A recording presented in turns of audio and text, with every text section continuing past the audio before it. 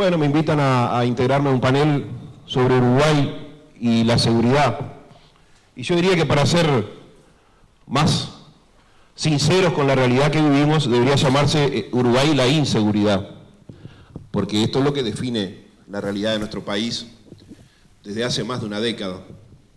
Porque la inseguridad se volvió omnipresente en nuestro querido país. Según datos de nuestra investigación del año pasado, el 73% de los uruguayos se considera inseguro. Y si tomamos nada más que los que viven en el área metropolitana, llámese un arco que va desde Maldonado hasta Ciudad de Plata, ahí pasando el Santa Lucía, del lado de San José, esa cifra sube a un increíble 81% de sensación de inseguridad. Por tanto, yo les preparé un informe acá, basado más o menos en mi profesión, que en cierta forma complementa los números dramáticos y brillantes que analiza desde su condición profesional de la seguridad el comisario general Navas, ¿no es así? Vean ustedes, el año 2017 cerró con unos 300 asesinados y casi 22.000 rapiñas o hurtos denunciados. Yo no soy un profesional del área de la seguridad, y yo siento que cualquier robo, del tipo que sea, es una rapiña, porque todo robo conlleva una violencia. Así uno no esté presente. A todos nos ha pasado de llegar a nuestro auto y encontrar una ventana destrozada y que nos robaron la radio, o que nos robaron documentos, y por más que no estábamos presentes sentimos violencia. Tal vez la peor de la violencia, que es la impotencia de no poder reaccionar. ¿O cuántos hemos llegado después de ir a trabajar, después de ir a pasear, después de ir a cumplir con alguna actividad, a nuestra casa y encontrarla desvalijada? Y por más que no estamos presentes, eso también es violencia. Por tanto, yo no logro distinguir mucho lo de hurto con violencia o sin violencia, lo cual definiría o distinguiría un robo con una rapiña. Y ven ustedes cómo ha ido evolucionando el tema de los hurtos o las rapiñas denunciadas en nuestro país. Para eso hay que comparar año a año. 1984, 1.547 rapiñas o hurtos denunciados. Ahí salta el 2001, porque si no, 6.200. Año de la crisis del 2002, 8.500. Después bajan el 2003 y 2004 a unas 7.000 denunciadas. Y después en el 2005 no para de crecer. 9.142, 9.559, 9.990, año a año. 11.642, 12.459, y acá se da un salto terrible, tal vez festejando la asunción de Mujica como presidente, de 12.459 a 15.094. Vean ustedes, hasta que finalmente en el 2014 pasamos la barrera de los 20.000 hurtos o rapiñas denunciadas, 20.097. Según me dijo el doctor Guillermo Maciel y el escribano Guillermo Stirling, seguramente también dos de los hombres que más saben del tema seguridad, en los Uruguay de estos últimos tiempos se denuncia una de cada 3 o 4 cometidas. Por lo tanto, tenemos que llegar a la increíble conclusión de que desde que gobierna el Frente Amplio se realizaron más de 600.000 rapiñas a un promedio de prácticamente 5 o 6 por minuto. En el año 2004, más o menos se realizaba una cada 27 minutos, hoy es una cada 5 o 6.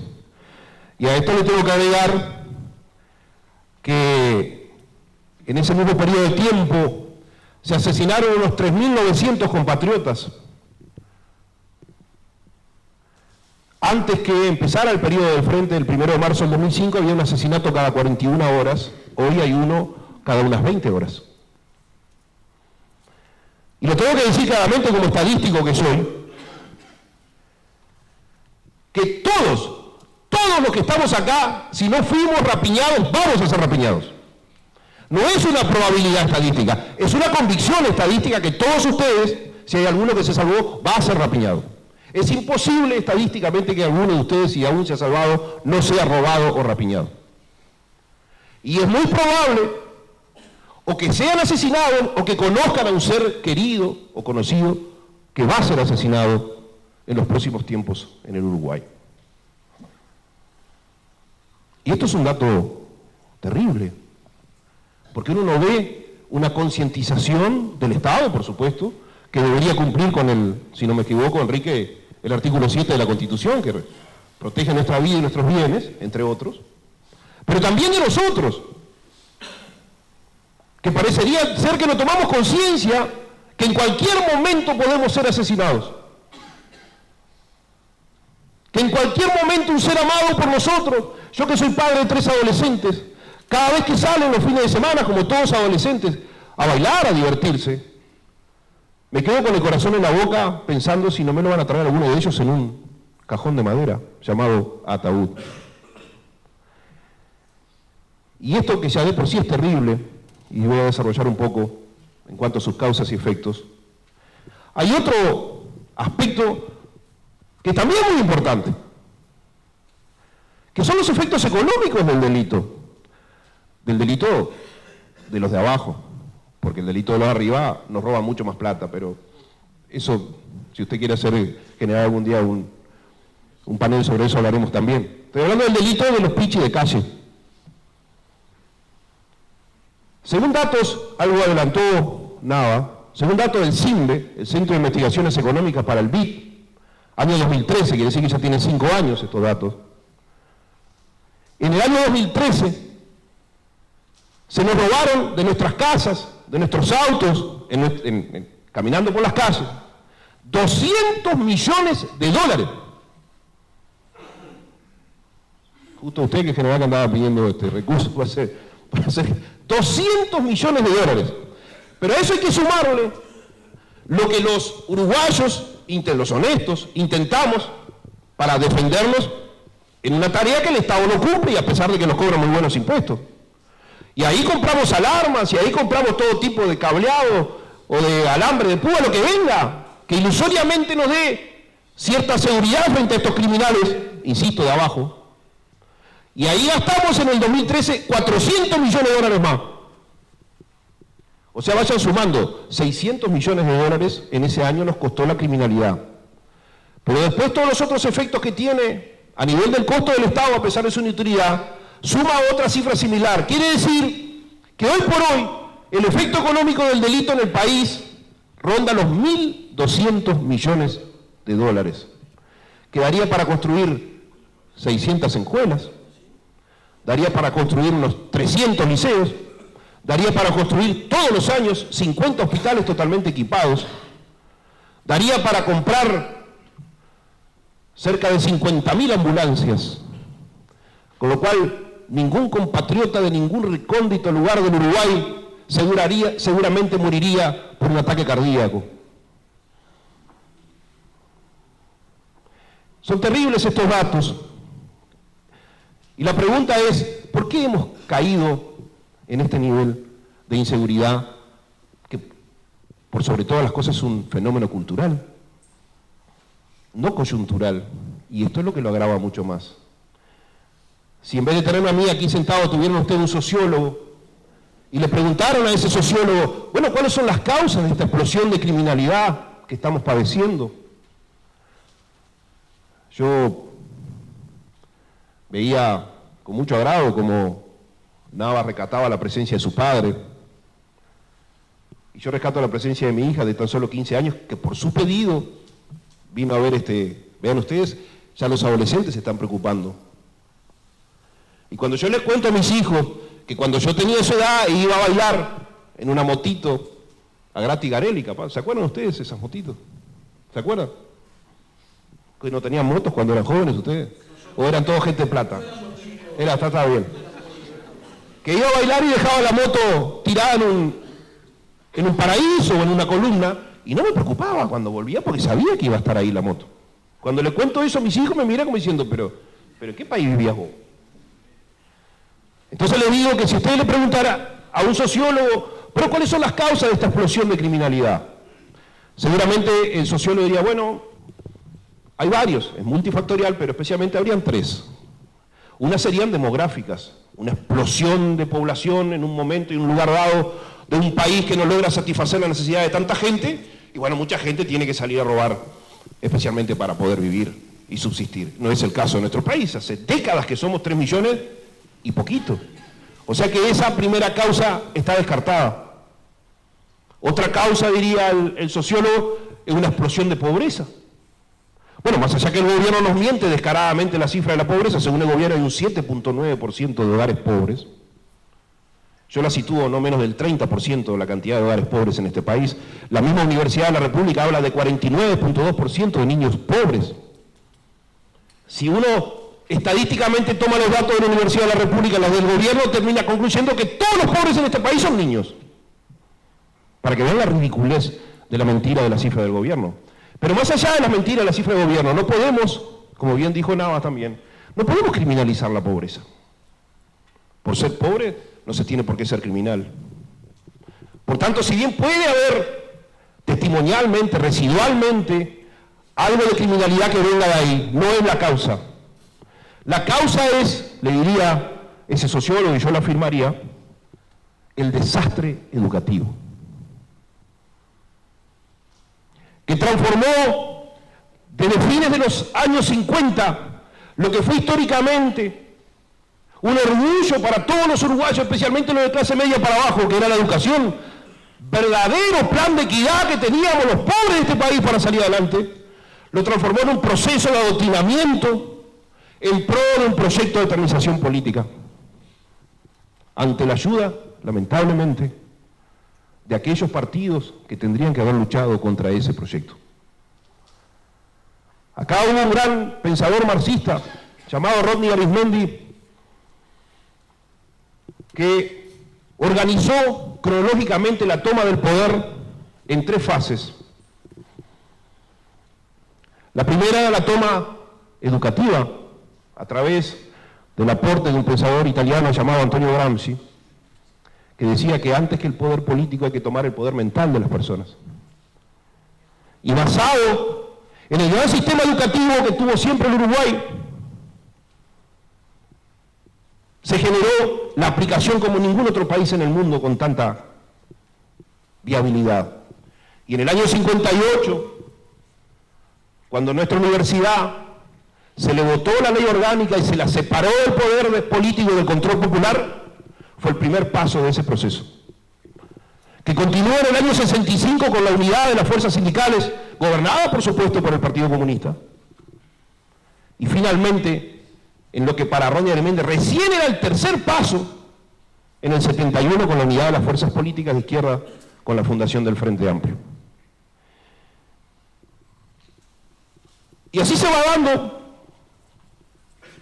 este proceso que yo le llamo de adoctrinamiento o de fracaso educativo plenamente planeado. Y yo les traje acá una serie de datos que hablan de cómo se ha implementado con todo éxito este fracaso educativo de los hijos de las familias más humildes. Yo miro a muchos de ustedes, hombres y mujeres de más de 70 años, que deben pensar, ¿cómo es posible estar viviendo en este Uruguay de la cual ustedes fueron orgullosos habitantes? Un país que nos supo dar 2 campeones del mundo en fútbol, 2 campeones olímpicos en fútbol, grandes deportistas, pero no solamente nos dio grandes deportistas. Este país también nos dio grandes profesionales, grandes militares, grandes comunicadores, grandes científicos, grandes escritores, grandes poetas. Aquel glorioso libro de Sánchez, Mi hijo el doctor, todos los padres de familias humildes tenían el sueño de que su hijo o su hija terminara en lo más alto de una carrera universitaria. ¿Era así o no era así? Y hoy eso ya no es más. Y esto no es casualidad. La gente que planificó este estado de situación lo hizo a plena conciencia que sin este paso del destrozo educativo jamás iban a lograr empoderarse en nuestro Uruguay. Pero también sabían que ese destrozo educativo iba a tener efectos colaterales terribles, de los cuales la inseguridad es uno de ellos. Pero no es solo la inseguridad, también es la drogadicción, también es la depresión adolescente, también es el suicidio adolescente. Lamentablemente el Uruguay está primero en el hemisferio occidental en depresión y en suicidio adolescente, y eso nadie lo habla. Y se nos llevan decenas de vidas de nuestros mejores jóvenes cada año, la depresión, porque no encuentran su lugar en este país. Y ven ustedes estos datos que son oficiales. 25% de los escolares no están capacitados para entrar al liceo. 1 de cada 4 de nuestros niños en 6º año de la escuela, y a pesar de que pasaron 9 años de su corta vida en la escuela, no están capacitados para entrar al liceo. ¿Y entonces qué es lo que aprendieron en la escuela? ¿Qué diferencia tienen los gurises hoy que con simplemente cliquear una computadora o un celular están hablando con alguien en Japón? Y resulta que son mucho menos inteligentes que nosotros, porque en nuestra época había que repetir la escuela, A no ser algún niño que tuviera una hepatitis o alguna enfermedad que pasaba 3 meses en la cama, nadie repetía la escuela. ¿Quién repetía la escuela? Amén de que nuestros viejos nos darían una paliza descomunal, sería una vergüenza para cualquiera. ¿Era así o no era así? ¿Hay alguno acá que haya repetido la escuela? Mejor que ni levante la mano. Pero les sigo dando datos. Pasamos al liceo. 53% de los gurises acá en Montevideo en primer año del liceo repiten. ¿Escucharon la cifra? 53%. 65% de los gurises no termina el liceo. 80% no termina el bachillerato. Pero si tomamos nada más que los gurises de familia más humildes, que son aquellos que nos deberían faltar un solo día a clase, llegamos a la increíble cifra que el 96% de los hijos de las familias más humildes abandonan el liceo. 96%. ¿Qué podemos esperar de esos gurises? Para terminar estos números ligados a la educación, 24% no estudia ni trabaja entre 18 y 25 años, 50% no tiene ninguna preparación para trabajar, según un informe del Banco Mundial, 42% de los gurises de 15 años no tienen los aprendizajes básicos necesarios ni los valores para integrarse a la sociedad. Y esta cifra que parece mentira, 47% de los gurises de 15 años no saben leer. No alcanzan el umbral mínimo de lectura, 47%, es decir, 1 de cada 2 gurises de 15 años no sabe leer. ¿Y qué podemos esperar? Yo recuerdo ahora, en el verano pasado, estaba frente a mi querida Playa Malvin, sentado ahí, leyendo un libro, disfrutando la tarde, y a mi lado había un grupo de unos 20 gurises y gurisas, porque a esta altura no diferencia mucho genéricamente, jugando al fútbol. Y había que ver la forma como se trataban, había que ver las cosas que se hablaban, que se decían, eran sonidos guturales, no llegaban a elucubrar una frase. Con todo respeto, era boludo, estúpido, mongólico, era la forma como se trataban entre ellos. Entonces, viendo estas cifras, es fácil entender esto que yo le voy diciendo para llegar al tema de por qué la criminalidad hoy campea libre en el Uruguay. Pero no solamente lo padecen los gurises, que a la larga terminan siendo víctimas, más allá de que luego muchos de ellos se volverán victimarios. Hay un sistema educativo que es la correa de transmisión de esto. Muchos conscientemente porque integran ese plan estratégico y muchos otros haciendo el rol de tontos útiles. Y yo voy a contar una anécdota que me pasó justamente con la hija que tengo presente acá, Oriana. Ella es sobrina de este famoso jugador de fútbol, Sebastián Coates. Y cuando él estaba en el Liverpool de Inglaterra, le invitó a ella y a la hermana a ir a conocer el lío. Bueno, imagínense una gurisa en edad escolar, ir a ese viaje espectacular, era el sueño de su vida. Bueno, cuando volvieron con varios regalos que le hizo este tío, que las quiere mucho. Entre ellos una campera del Liverpool. Imagínense, 2 niñas de escuela, hacía un calor de 30 grados, se sacaban la campera.